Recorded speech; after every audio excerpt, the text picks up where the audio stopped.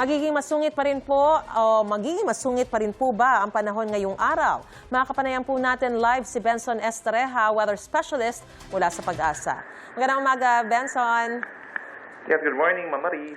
Alright, malakas pa ba ang habagat ngayong araw? Compared po kahapon, mas mahina na yung habagat natin for today, pero meron pa rin mga lugar dito sa Luzon na makakaroon po ng paminsan-minsang malalakas na ulan, lalo na po yung mga nasa western sides sa Zambales, Bataan, and Occidental Mindoro. While dito sa Metro Manila at mga nearby areas, paminsan-minsan na lamang po yung mga bugso ng ulan. Pero may mga lugar pa bang makakaranas ng heavy to intense rainfall at ano-ano to kung sakaling meron? As of 5 in the morning, nag-final na po tayo ng heavy rainfall warning dito sa paligid po ng Metro Manila. For Visayas, yun na lamang po Occidental Mindoro ang may yellow rainfall warning. Other areas, mga thunderstorms na lamang po at the moment. Benison, kaliwat kanan din kasi yung landslide at baha sa Baguio. Gaano ba karaming ulan ang bumuhos doon para magdulot ng mga ganong mga pagguho ng lupa?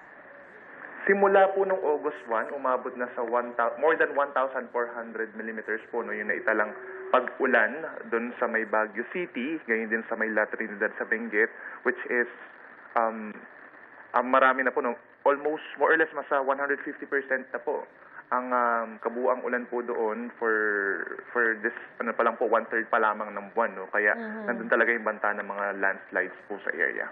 May datos ba tayo sa rainfall amount naman dito sa NCR? Kasi matindi yung mga baha sa maraming lugar eh. Sorry po, ano po yung tanong? Oo, meron ba tayong datos ng rainfall dito naman sa NCR? Kasi nga marami yung mga baha, yung mga naitalang mga pagbaha sa iba't ibang lugar.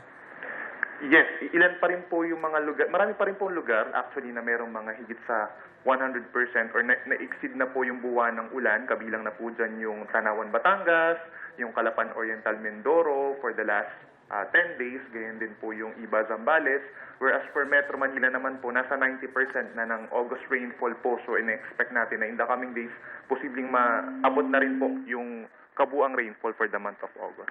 So, ito na mga international name, yung bagyo na may international name na Peilu, tuloy-tuloy na ba yung paglayo nito sa Philippine Area of Responsibility? Yes, patuloy pa rin po yung paglayo niya at hindi na papasok ng ating PAR, 3,355 kilometers east of extreme northern Luzon po. Pero patuloy yung monitoring natin sa mga kumpol ng ulap malapit po sa ating bansa. Posibleng may mabuo dyan ng panibagong LPA.